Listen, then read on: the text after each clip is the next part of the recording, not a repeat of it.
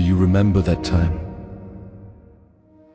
When the contours were still sharp, when the I was a fortress proud and unyielding, and the you a distant galaxy, full of secrets and potential threats. We circled each other, driven by longing, yet bound by the fear of losing ourselves in the merge.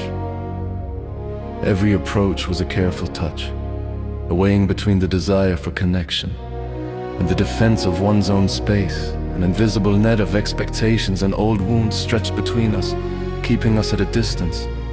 Even in the most intimate moments, we breathed, yes, but the breath was shallow, tied to individual survival, to the assertion of one's own existence.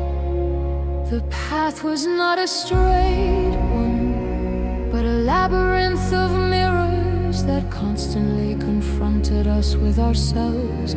Illusions broke slowly, piece by piece, like old walls that could no longer withstand the wind. We had to walk through the valleys of misunderstanding, through the desert of isolation, to find the oasis of understanding.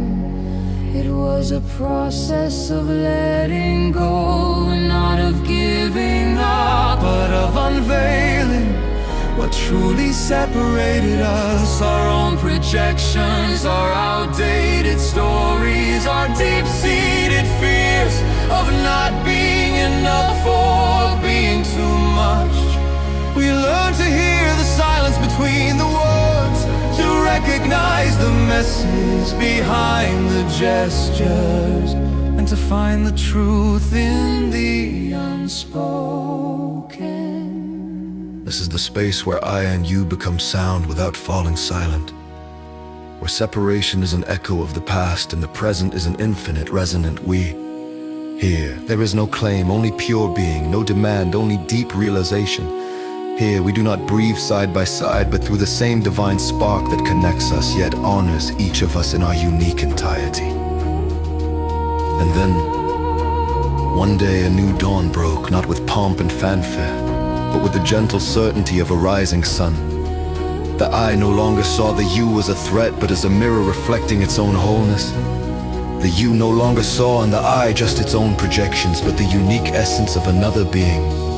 We began to expand into each other without losing ourselves. The space between us did not shrink, but became infinitely vast, filled with a deep, non-attached love. It is the love that allows the other to be who they are and recognizes itself in that. Without possession, without judgment. Now there is a shared breath, a rhythm carried not by individual lungs, but by a common field of being. We are no longer two separate islands, but an archipelago connected by invisible currents of trust and acceptance. Every tree on every island stands free, rooted deeply in its own soil, yet all trees dance in the same wind, breathe the same air. When you laugh, it resonates within me. When you are silent, I hear the stillness of your soul. It is a state of free breathing, of free being, where the we is not the sum of its parts, but a third entity, a sacred field that transcends both of us, and yet pulsates within each. It is the freedom to be completely yourself, knowing that you are unconditionally held in this we, and the freedom to be completely myself, knowing that you are exactly what I need to recognize my own wholeness. One breath, infinitely vast, in an infinite space of love.